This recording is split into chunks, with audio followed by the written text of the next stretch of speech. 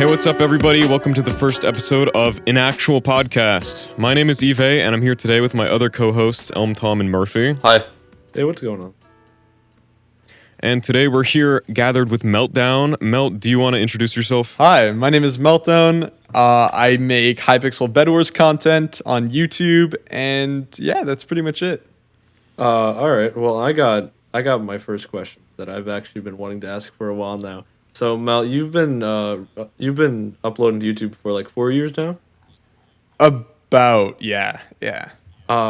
Well, after going through your channel, I've realized that you've had some videos on Gota.io. Is that pronounced correctly? Gota.io. Gota.io. I've Yeah. never played it. Yeah. What did you used to upload during that? Like, can you explain what it is and why you decided to upload that for the first around 2 years? So, I used to make a lot of content even before that, but it was just like trash content that I think a lot of people used to make when they were kids, right? Just like garbage. And then I started actually recording content, and this was around the time when that IO game was taking over the internet, Agario, and I found like I didn't want to make actual content on there because I feel like I just didn't have an opportunity to get big there because all of the big YouTubers were just way better at editing than me.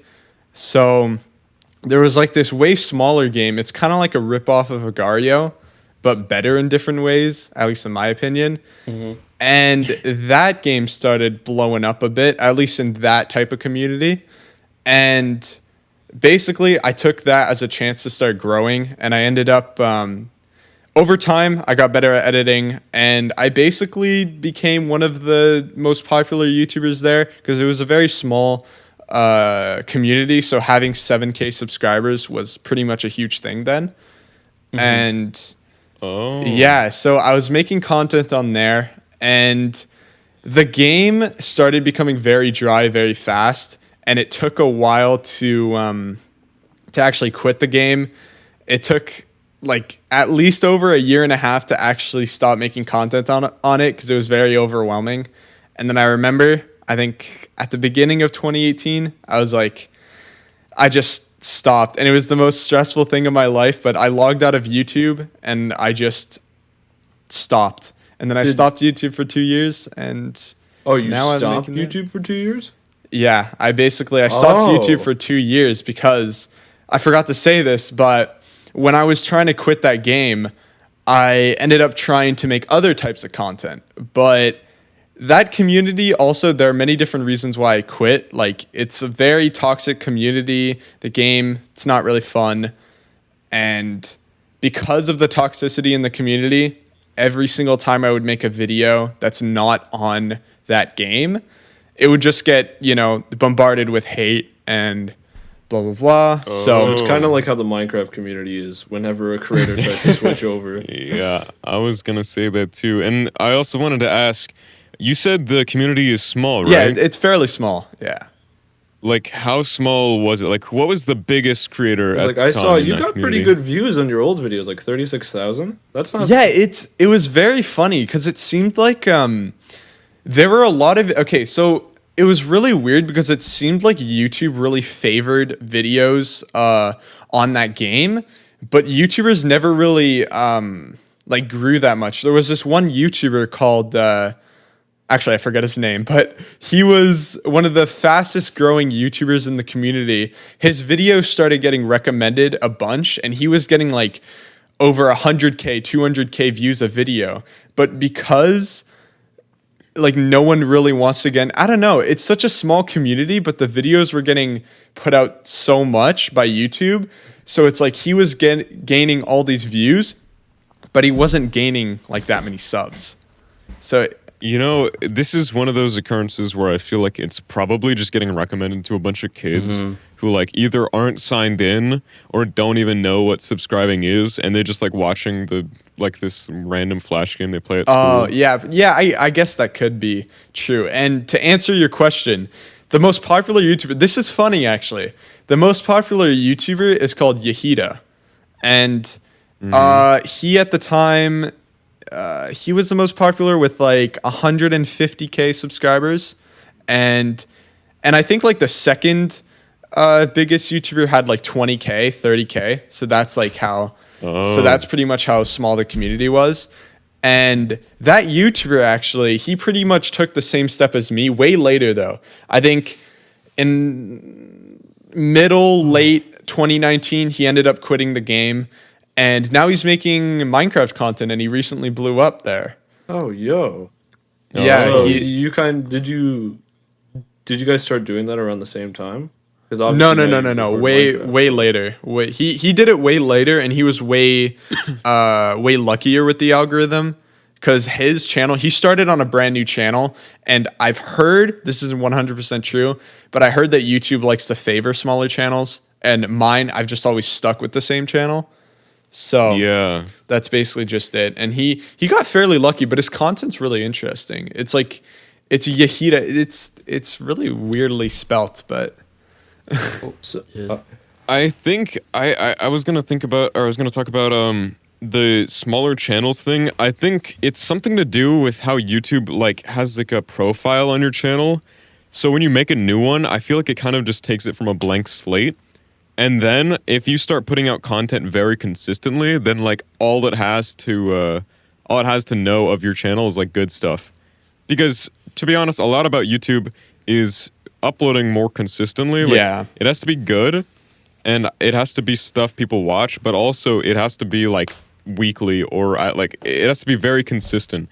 There's some channels that can upload like less than weekly, but those are like, you know, the exception. Yeah, they're very lucky. Like, for example, a channel like that, for example, Purpled, he's really favored by the algorithm. He can upload like once every 2 weeks maybe, and he still gets recommended a lot. And I think those YouTube channels are just lucky. That's really just it. Well, it's not just luck. Not just luck, of course. There's no luck factor, but it's something they have done, but at the same time, it's not something you can really recreate just because it's so hard to get a read on it. Yeah. Mm-hmm. And, you know, you can't make people like your content. You can't make people, you know, do anything in particular other than, you know, like your video if you ask, and stuff like that.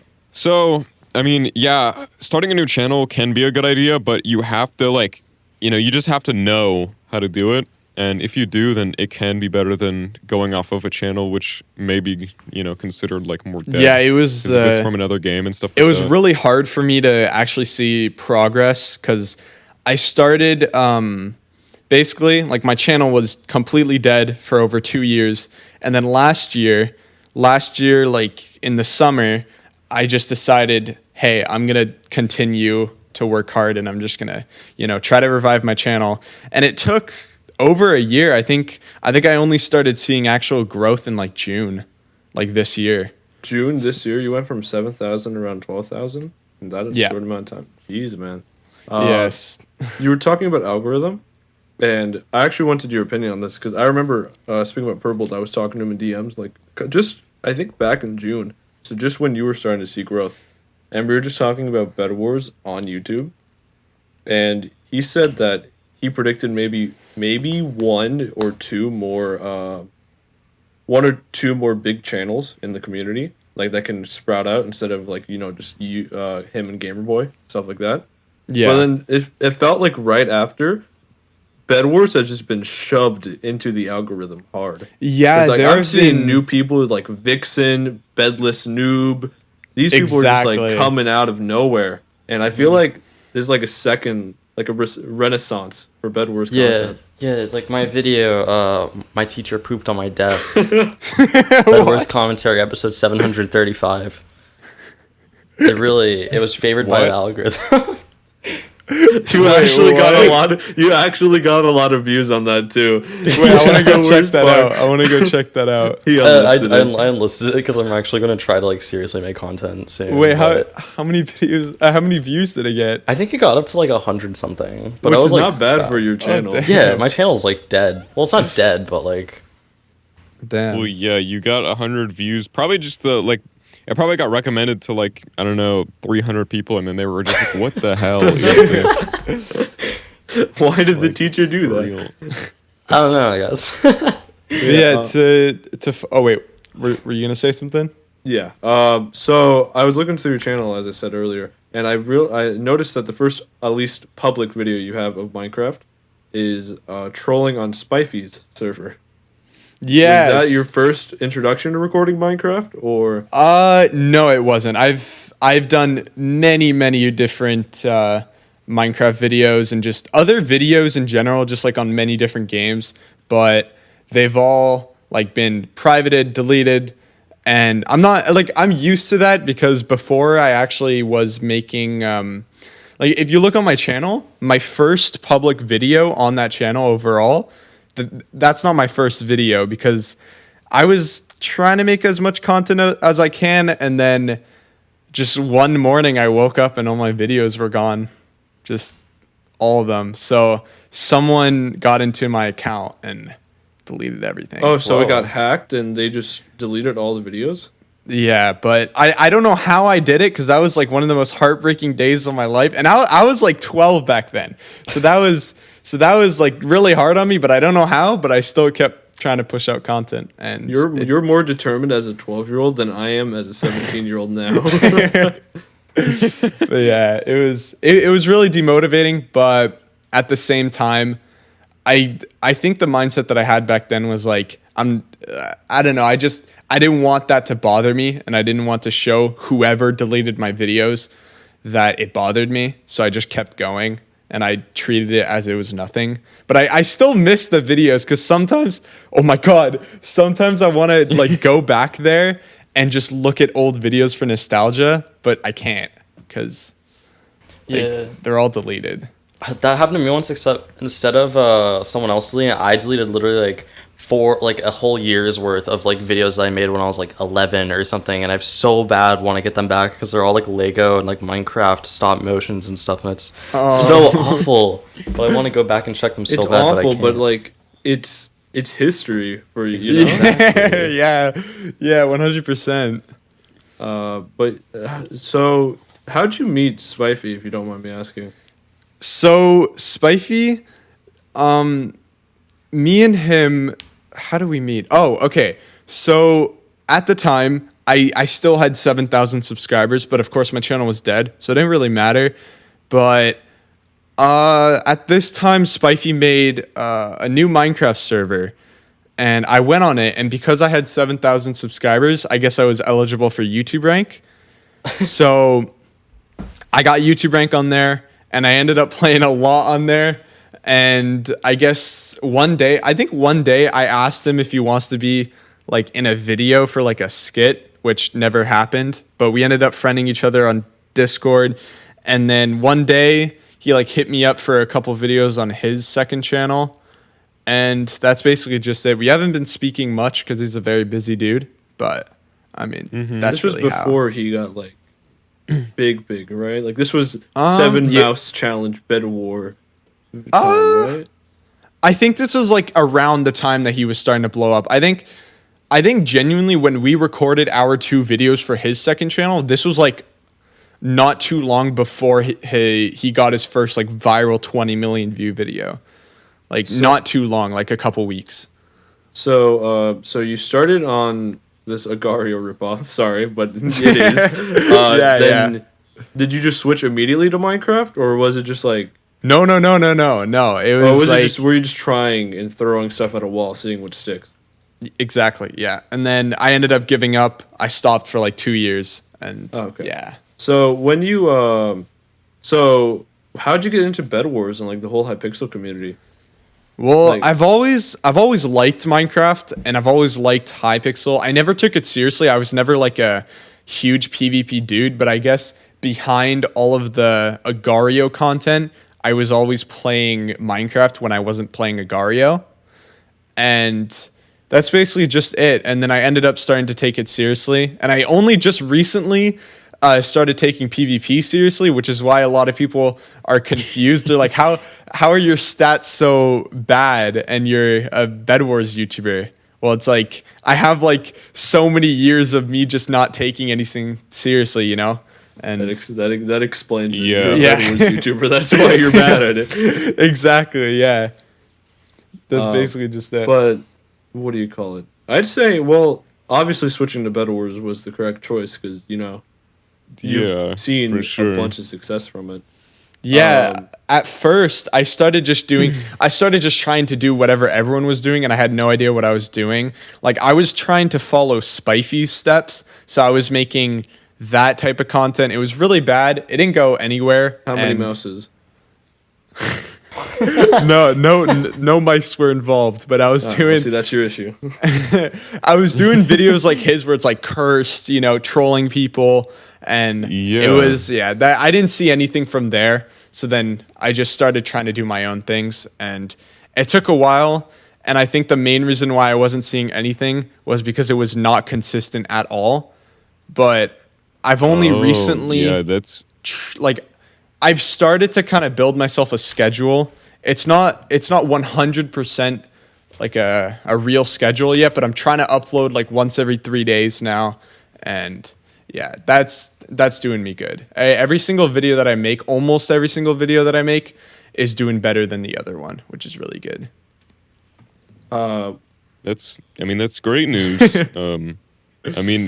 Visible growth is important. I feel like, especially as someone who's done YouTube before, growth can be kind of it's like a double-edged sword because you love to see growth, but then whenever you have a video that either does just as well as the last one or not as good, it can be kind of like worrying. Mm-hmm. You know what I mean? I mean, I was gonna say, and it's like, I don't know, expectations mean a lot because I remember, I don't really, YouTube was never a big thing for me. Like, I just do it whenever, and I'm pretty successful at it, but it's not, I don't really care about like blowing up.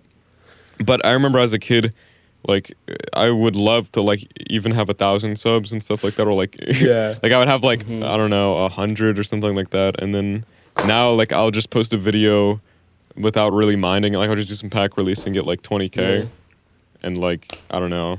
It's just like expectations mean a lot because it doesn't really matter. yeah, to me. like But I think in terms of YouTube, I don't know. I don't know if I'm lucky, but it's weird. I think I'm one of those people that just has the right mindset because of course I've had a past with videos doing really badly, but every single time a video does bad for me, I always try to turn that into motivation, and I end up like saying, oh, this video's done bad, and I know that I can make one that does better.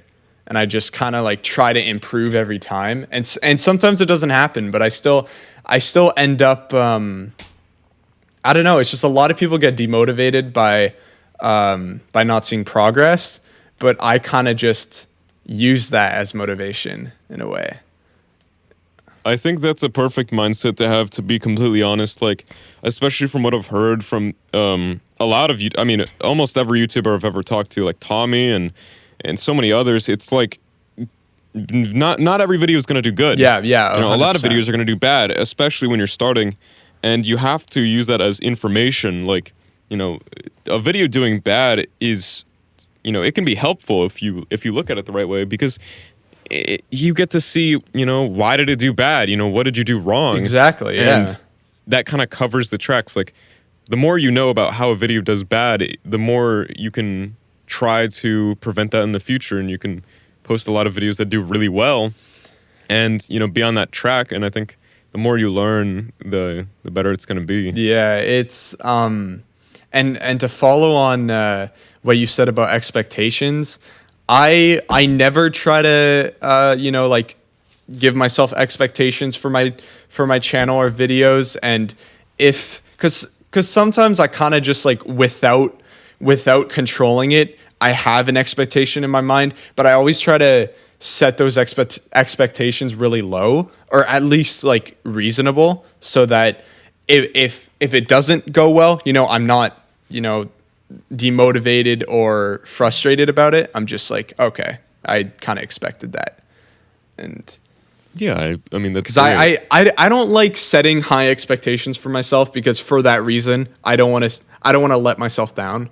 I just want to kind of take things smoothly, and hopefully someday something will happen, you know? Hopefully. I mean, with that mindset, I mean, I think that's fantastic, and I'm sure that something definitely will happen if you keep it up. I'm trying. I can definitely see you getting YouTube rank like mid 2021, even sooner. Like That's dude, my goal. You're That's killing it. You Could you. honestly, if you keep getting pushed like this, there's a chance you'll get it before 2020. Like if you just really push it. I don't think so. Like that would be a dream, because I don't know if you saw on my Twitter, but a while ago I took a break for a couple days on Twitter, and then I completely forgot about this. But one day I get messaged, and I'm like, I get messaged by my friend, and I'm like, yo, this tweet came out, and basically the tweet was a scheduled tweet from like January, like right at the beginning of the year, and it was all these goals that I wanted. And I got all of them done. I got every single one done. I saw that. I remember. I got like seeing 80 that. likes or something. I saw it as soon as it got posted. And it was absolutely mind blowing to see that, because I don't know, it's just I got those done, and it's so cool to see that. And so I made another one of those the same day. I think I don't know when it's gonna get public. This somewhere around May, I think. I don't know. I think in that I said YouTube rank, fully revived channel, blah blah blah, something like that. And I also have other goals, like for the end of 2020. I'm hoping I can get at least 15K, and it seems like right now, if I just continue to keep this up, I could get it. And yeah, I don't know. It's all about time, patience, and dedication. That's it. Yeah, I don't know. There's a lot of things, especially in the Minecraft community, where I feel like so many bedwars YouTubers, like they do really well despite their content being so similar. At least to me, like I don't watch really any Minecraft content because I find that the only real difference is the person, which is cool. But I like I don't know. I like more like unique content. Yeah, I guess no, like 100%. the content's definitely different, and there's all these different like ideas. But it does remind me, like, a more exaggerated example is, like, the randomizer UHC stuff, where... Yeah. I hate that so much. I would never hop on a train with that. I honestly despise it. I respect it, like Nestorio, like Nestor and all these, like, really cool YouTubers that I love.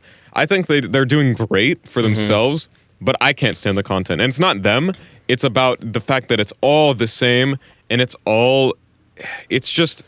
The concept changes, but at the same time, the concept is the exact same, and you know how it's going to go. Yeah, even though it's all this different stuff.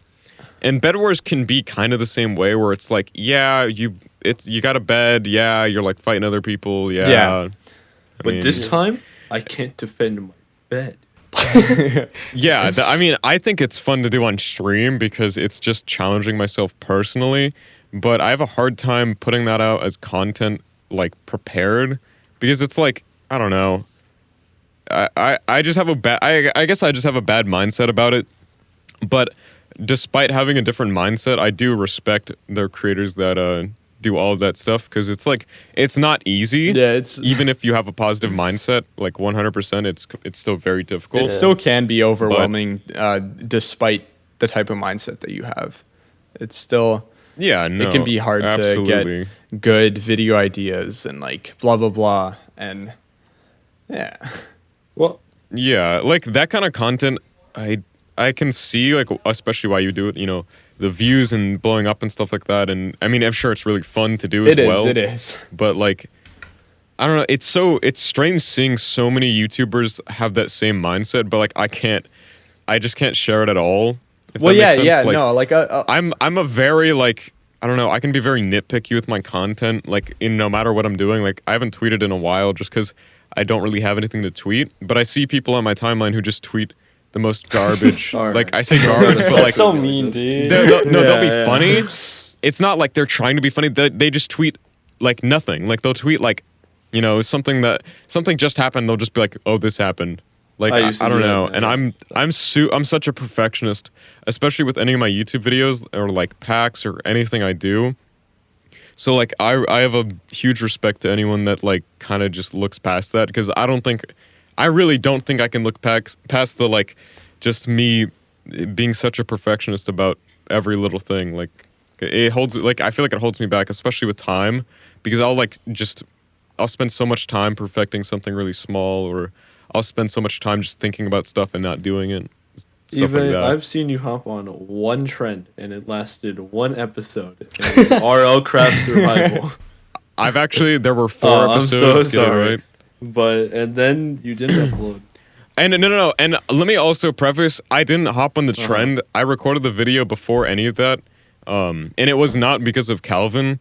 I saw a video with 1 million views on RLCraft before Calvin even posted his. It was like, what was so Calvin leached off you. Okay. Copy it. No, Calvin and I were recording it at the same time, and we both had the same idea. I mean, he definitely popularized it somewhat, but there were other people blowing up because of I think too. RLCraft was actually probably like my favorite trends on like Minecraft YouTube, that just everyone did it at the same time and got so many views. I think like out of like the randomizer UHC and the speed running and the hunters, I think the RLCraft was probably the less the hunters, but I think the RLCraft was like the most tame like one, in my opinion at least. Dude, like it was the most chill. I wanted to get into it, but for some reason, like I've tried playing RLCraft with friends and whatnot, but I don't know why. It's just Minecraft survival has never really been my thing, because I like action happening. I like it when stuff is happening, and with survival especially, it's just, I don't know, it's just like calm. It's blah blah blah. Not, I don't know. It's not really my thing, and that's also why I have so much respect for people like Tommy Innit and people like that, because they're able, because of their personality and their character, they're able to take just simple Minecraft survival and turn that into like a giant like movie or something like that. They basically, whatever they do, it's always content. And I don't know how they do it, but it's just it's so cool to see that. Hey Mel, What's up? you get an invite to DreamSMP, would you take it? 100%, yeah. 100%. 100%? 100%.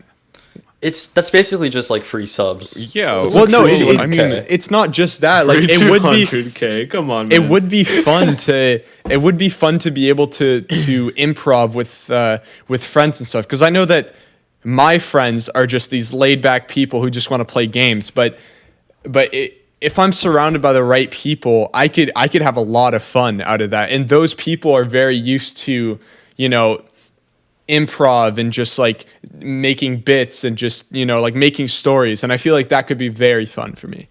That could be a lot of fun. I would you can personally. I'm telling you to go after. Oh, I alright. personally would freak out because I am not a good actor. I just sound dead 24/7, and I don't know. I don't know if I'd accept that personally. I might, but I kind of would do the approach of some people in the server where they kind of just like lay in the background and just build stream. Yeah, but also Which there's no shame to that. Just, you know, I personally don't think I could get wrapped up around it. Because, like, have you seen how people react if you don't do it correctly? no. But it's like that's too much stress. it's like I think that's another thing. DreamSMP and the community there, it's a very unique community in my opinion, because it seems like even if you're not good at acting, you don't have to be good at acting, because it seems like whatever you say, I don't know, somehow. It depends who says it. It depends who says Like, it. yeah, I guess so, but it seems like whatever you say on those streams, it just ends up being funny or something like that. It's like, because if you take people like George Not Found, or people that aren't always there, but it's just anything they say, because they're not a huge part of like the whole storyline there, but if they're ever online and they're in a call, whatever they say, even if they just talk normally and they respond to people in normal ways, for some reason that still is content, and that's still funny to people.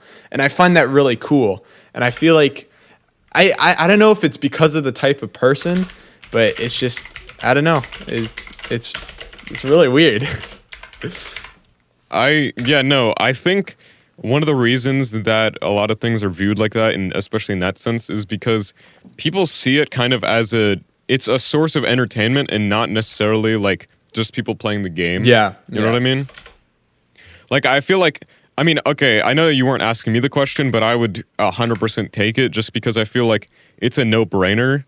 All the people there are they're very talented, and also they're very smart, and they work so hard. Like, it's a really good environment to grow in and be in, I'd say. Like, especially, I mean, pretty much all you have to do, I mean, at this point, like, I don't really condone, I wouldn't join just to join, if that makes sense. If they invited me, 100%, but I haven't done anything to be invited, so why the hell would they invite me? Yeah, no, of course. But in that situation, I feel like growth is inevitable due to just the environment. Like, it's pretty much like being on a TV show. Like, you know, people are gonna see you no matter what, and as long as you're not like doing like terrible things, like people will like it just because they formed it in such a way where the mindset of the viewers is like it's just exactly perfect. Like, yeah. Everyone's seen as kind of like a different character, and they don't really see you as like a I guess real person, which is probably why the Twitter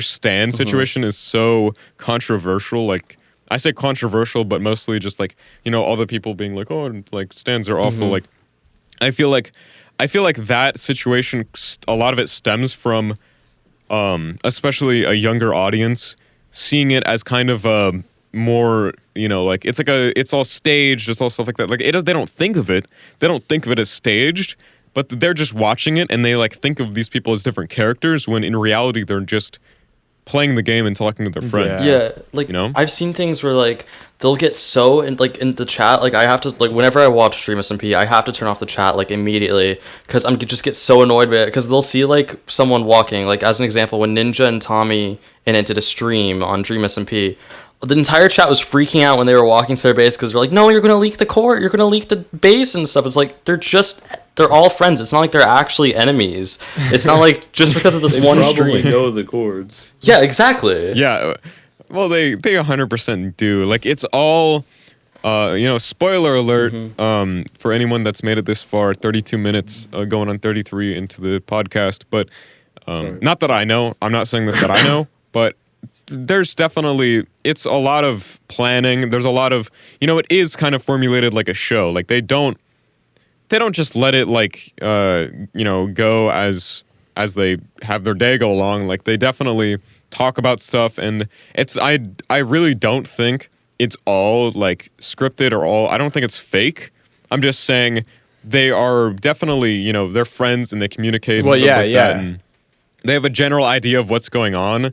But there is a lot of realness to it, 100%. Like, they just talk to each other, and, you know, they have a general idea of like, all right, well, we want to do this stream, and we want to get this done, or else, you know, I'm sure they'd get off topic quite a lot. And I think that's why they've come so far. It's because it is genuine content, but it's also directed in such a way where they have like you know, they've had a lot going on. Like, I don't know anything about this whole Dream lore, Tommy in it stuff, but the fact that it's there means there's been so much direction, and there's been a lot of, you know, highlights. Like, I'm sure they're like, okay, let's do this and let's do this because it would be funny and entertaining, and they do it, and it's, you know, it just goes along with the plan, but they also do 100% just kind of do stuff on the fly as well as it.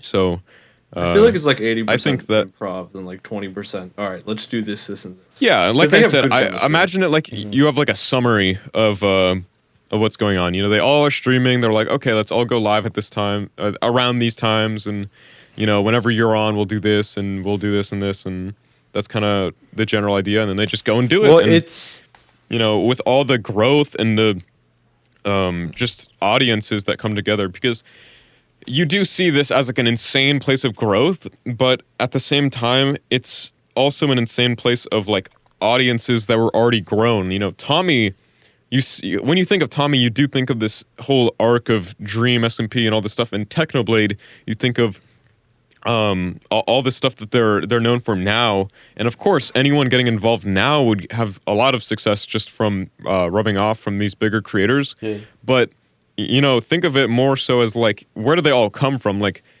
it's not the content that they're making now is big and blowing up, but it only is possible due to them having so much success in their previous content. Dream and his manhunt stuff. 100%. Like, and I can 100% vouch.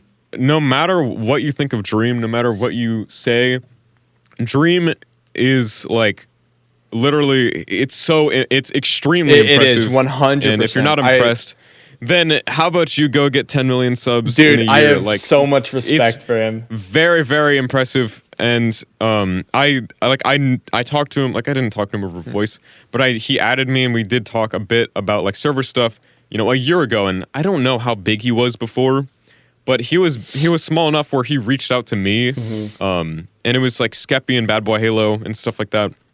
And I'm sure he was reaching out to. He had around 50K. I'm pretty sure. He probably had like 50K. He was like a mod or a dev on Invaded Lands. Yeah, he was a dev and also Yeah. on Munchie MC as well. He was a developer for them. Yeah.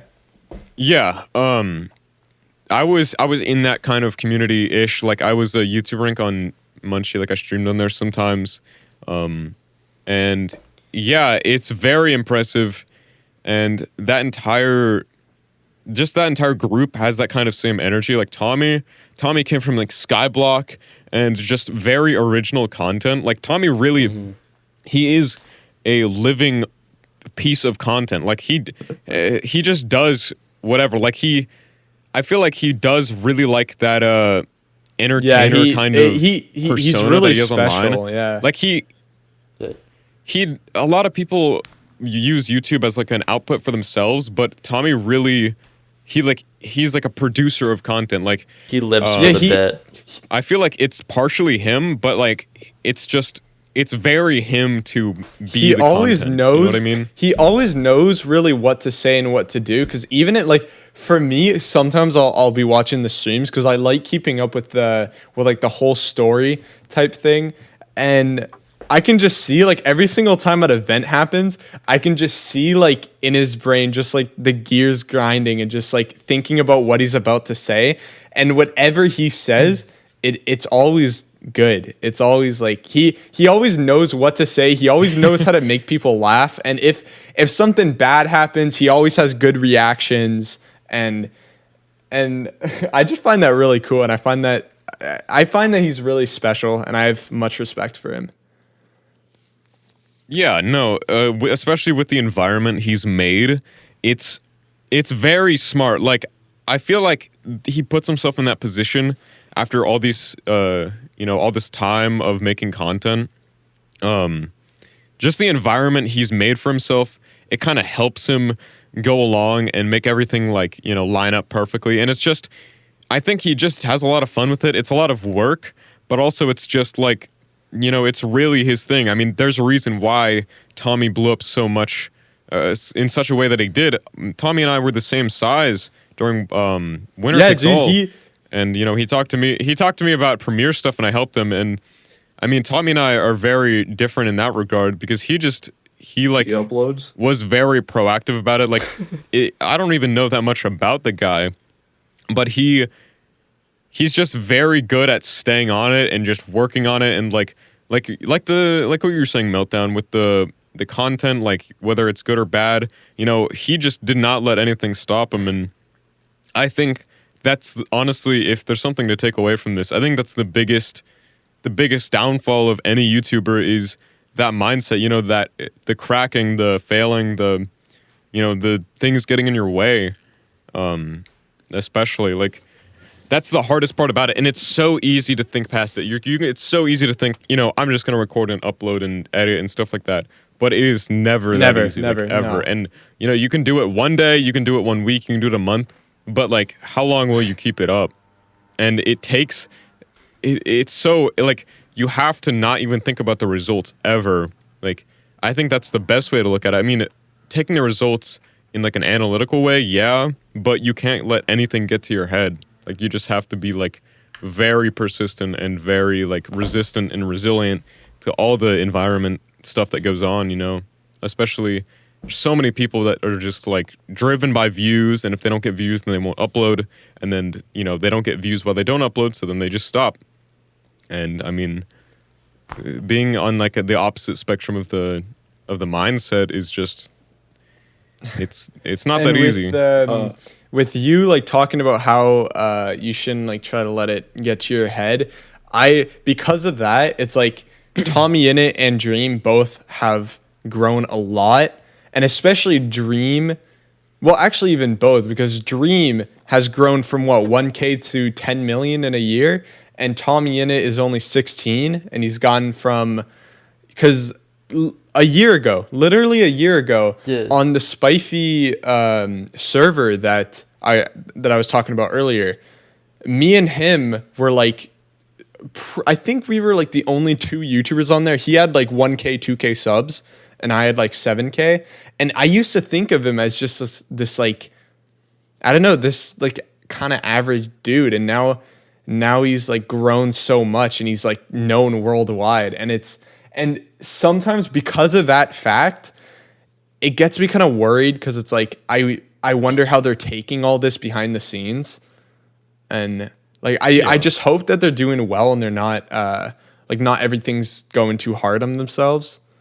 And Yeah, I got absolutely. a quick question. I had to cut you off. all right, So on an individual basis, right? Not taking account of like the sizes of the players. What do you think had a more cultural impact on the Minecraft community? SMPLive or DreamSMP?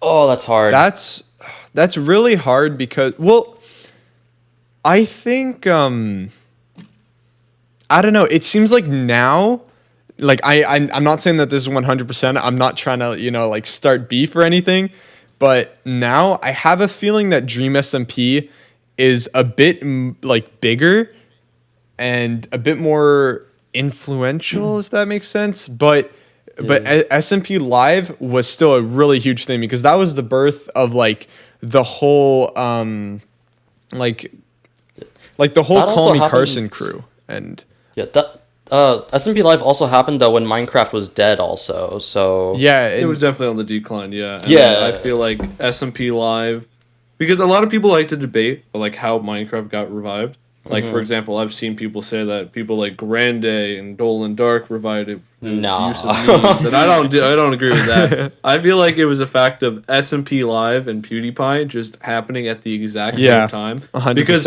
I feel like memes helped Minecraft get revived, because like the internet has this cool thing where they drag something back from 5 years ago and pull it in and like, haha, look at this funny meme.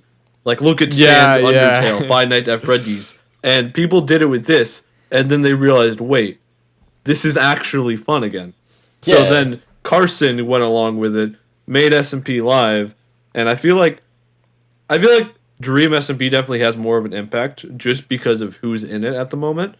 Like, I'm not saying that the people of SMPLive weren't big, but I'd say DreamSMP is more influential in carrying the Minecraft wave, but definitely SMPLive was the thing that made the splash, if you know what I'm saying. yeah, I think it definitely set it up for SMP Earth and SMP Dream or Dream SMP or whatever. I think it definitely set it up and paved the path for those two to be even more successful than it might not have been if like SMPLive wasn't a thing. I think that they're both pretty like important in terms of like the whole Minecraft like community type thing, because it seems like SMP was like, I'm not saying that like it's the only reason why Minecraft is big again, but that was a pretty like big reason why Minecraft started blowing up again. And then it seems like all of these new YouTubers, like for example on DreamSMP, they're kind of carrying that wave, and they're still keeping Minecraft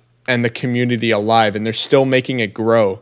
And it's like, I think they're both just as important, because it seems like SMP kind of started it in a way, and then like communities like DreamSMP and like new up and coming like Hypixel YouTubers, though those two areas are what's keeping Minecraft going pretty much. I feel when I by the way, when I say dead or like revived, I'm talking like on the YouTube scene. Yeah.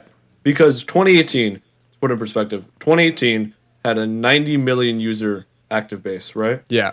But it was dead on all social medias because it was just drained. Everyone drained. Yeah, life it out. was completely. I don't know. And now at the end of 2019, I don't know about 2020. It had 120 million active. So while yes, that's definitely a big spike in players for a year.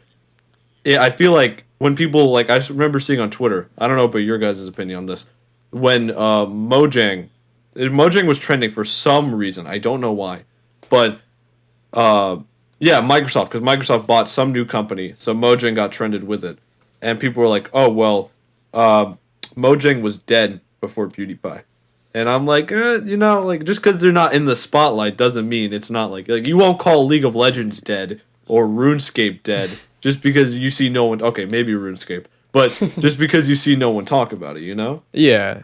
like Yeah, no, absolutely. And back to the topic of SMPLive and SMP Dream. It's a strange like thing to think about, but I feel like SMP Dream is like a quite a successor, like a spiritual successor to SMPLive.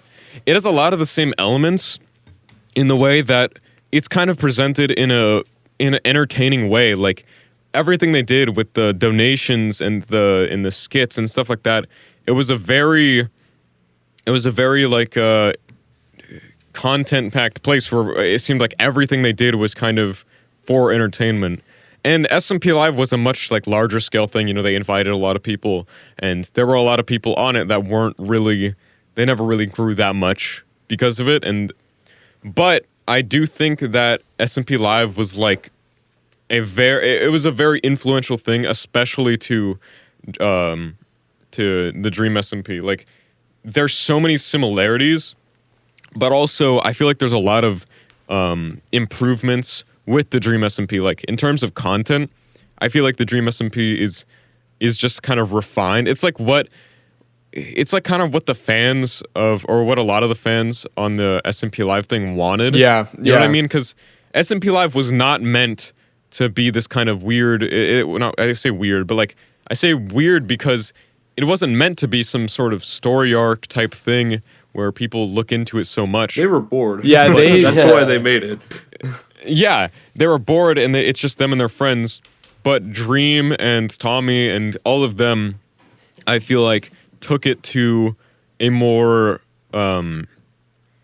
like easier to consume level, for where the fans can just so easily make all of these stories and make all of these things. I mean, I guess they kind of make the stories themselves, but all these lines being drawn are just exaggerated in the DreamSMP, and I feel like it would have been nothing without SMPLive. Exactly. Yeah, but except they somehow kind of turned it into something bigger, and they pretty much executed the same thing, but it's like a completely different universe and storyline, and they've managed to keep it going because like everything's pretty much planned. Because it seems like everyone in the SMPLive, they were kind of just playing, right? They were just playing Minecraft, and I guess they were just taking funny moments out of that and posting them to YouTube. But with DreamSMP, everyone is just they're kind of just like planning everything out instead of just playing and just hoping for funny moments. They're planning everything out, and I don't know, I feel like everything is just really well executed on there. And yeah, like I was saying, I'll be quick, but the DreamSMP is, like I said, it's a very refined version of SMPLive. Obviously, the personalities are different and stuff like that, but it's kind of, think of it like those highlights, it's all the highlight. Like, everything they do is a highlight. It's to the very fans. different. And I think that's why it's been so successful.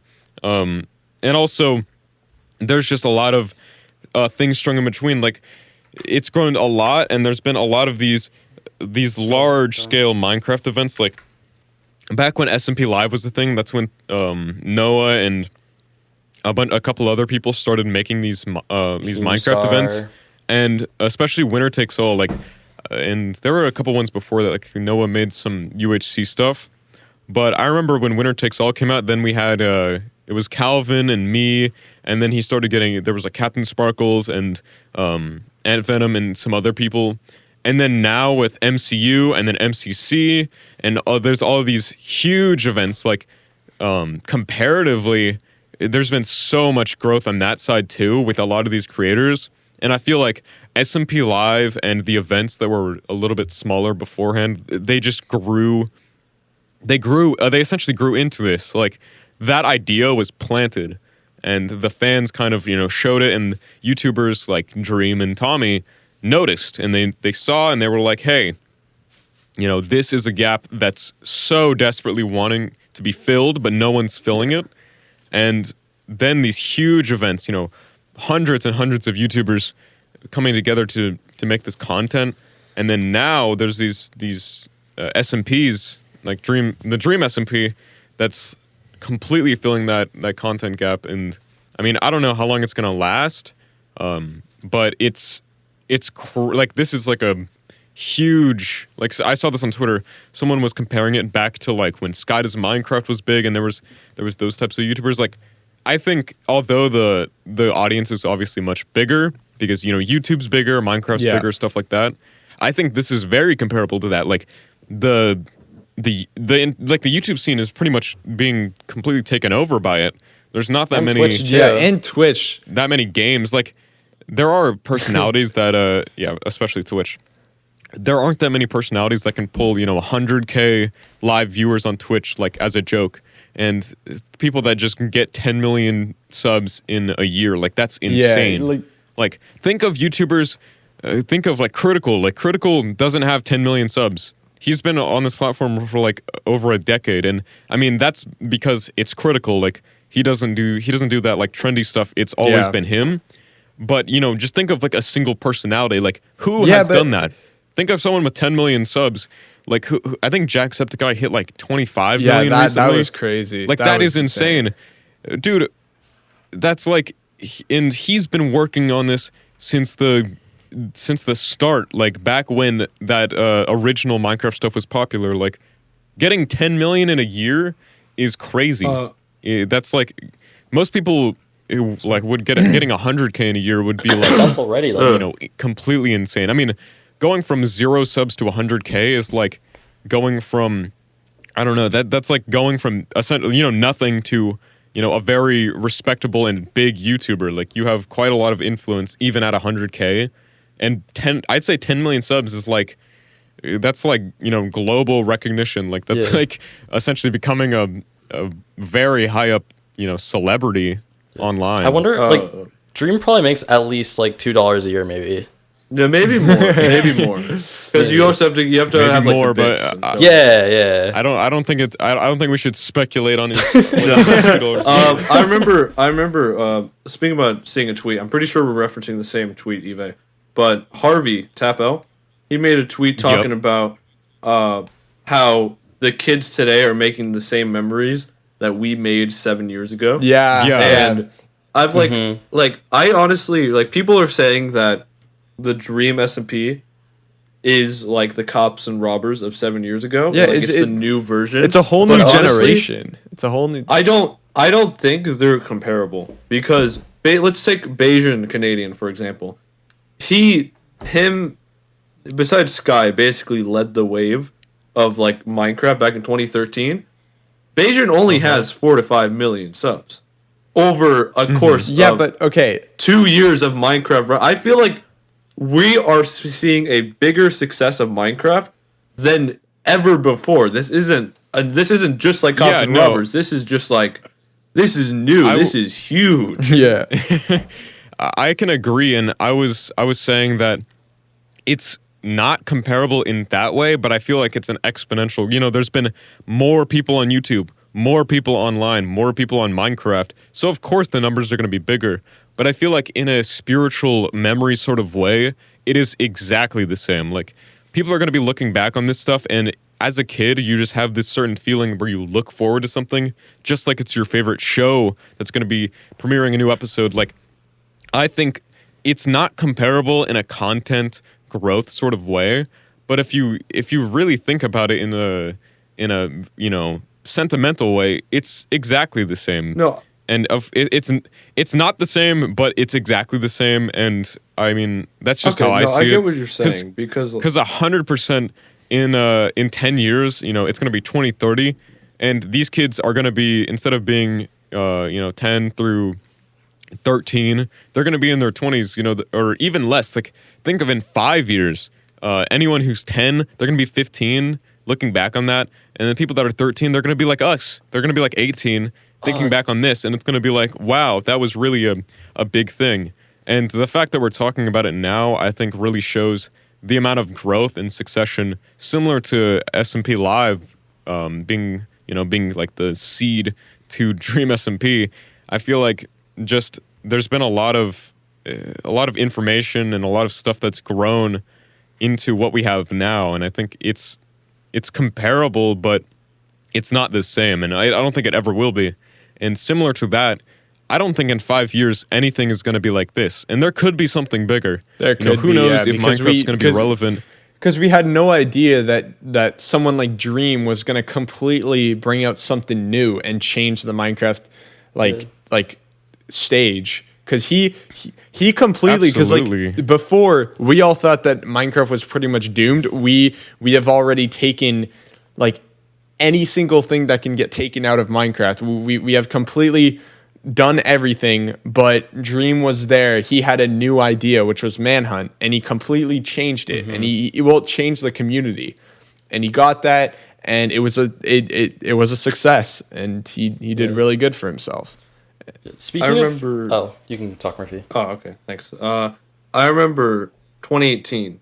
I was watching a Sunday video. Which, by the way, good on him. He's just been blowing up recently himself, and he was talking about Minecraft, and because he only uploaded Minecraft at the time, and he was like, he used Google Trends to show his point about how Minecraft was on the way out, and I remember he recommended, if you do Minecraft, only upload it every now and then, and his reasoning behind it was because he said everything that's possible in Minecraft has already been done. And in 2 years, that sentence has been so outdated. Dude, legitimately outdated. It's kind of going on to that. Like 2 years ago, I'm so mad at myself that I didn't start doing Minecraft YouTube, because I think back in July of last year, I was like, okay, it's time for me to make a Minecraft channel. Even though I know it's dead, I really want to do it. And then I just realized, wait, never mind, it's dead. I shouldn't be doing this. And then like the whole next 365 days later, Minecraft is like where it's at now, and it's insane. I mean, that's kind of the opposite for me. I'm really happy that now I'm starting to take YouTube more seriously, because back then I was way younger and I had no idea what I was doing, and especially because I came from a small toxic community. I myself was a pretty toxic kid, and I know that something like that can never pass in this day and age, and so I'm just really happy that I'm now more mature, because I feel like if I somehow started gaining numbers back then, I'd say two years ago, I would have never survived, because I would have just been I don't know. Over time, I've changed the way I've reacted to things and how I've spoken, and I've kind of tried to eliminate as much toxicity as I can, and I've done well with that. And I feel like now I'm kind of ready to I don't know, try to be something online, because I don't know, it just seems like anything that I would say, it could be taken completely the wrong way, because that is what happens online, and especially right now, it seems like I'm not saying that this is 100% true, but it seems like a huge thing is taking something that someone has done from the past and just kind of bringing it out of proportion and saying, pretty much blaming them for it, even if it's back then, and yeah, I don't know. It's we're approaching an hour, right, on the time check, Eve? Damn. Yeah. I feel like that was a pretty good place to wrap it off, right? All right. Pretty good. Yeah, I mean, Tom, is there anything you want to say? Should we You just had a do couple one random topic before we leave? Oh, Okay, 100%. sure. Yeah, we can do that. All right. Rank the following types of water on Earth from lowest salinity to highest salinity. You got A, salt water, brackish water, fresh water. B, fresh water, brackish water, salt water. C, fresh water, salt water, brackish water. D, salt water, fresh water, brackish water. Hold on, give me a second. All right. Hold on. You better not be So, right, cheating. can you- Don't pull out Brainly or Quizlet, dude. Are you able to post the options Yeah, in I'll do chat? that right now. Thank you. I'll be honest, all I heard was salt water that entire time. There you go. All right, choose your answers. Oh, is this from most salty to least salty? Yeah. Hi, your B. boy's back. It's B. Yeah, fresh water, brackish water, salt water. No, dude, I just said most salty to least salty. Okay, thanks. Oh, let me just. then it's just the opposite. Wait, what is hold on. this? I'm Thanks, so guys. confused. It's just a question. Salinity is the amount of salt Oh. in a liquid. So it would be A. All right. Yeah, thank you. salt water, brackish water, and fresh water. Yeah, we're right. Yeah. Are you doing? Is this a homework question? I am not. Yeah, are you using us for your biology, your chemistry? He just leaves the call. But All right. but yeah. Anyway, Meltdown. This was fantastic, man. Thank you Hey, for It was joining. great It was hearing about your past, your Agario stage, Well, it was fun. and your recent growth. It's been really good hearing about that, and I wish you the best Hey, of thank- luck with Yeah, it. Thank you so much. Next week, James Charles. Yeah. You know. Big Okay, moves. I'll hit him up. Don't worry, guys. I got Alright. it. Thanks for letting us your boyfriend melt for the day. Of course. All right, but yeah. All right. See you guys. All right, see ya. Thank you all for listening.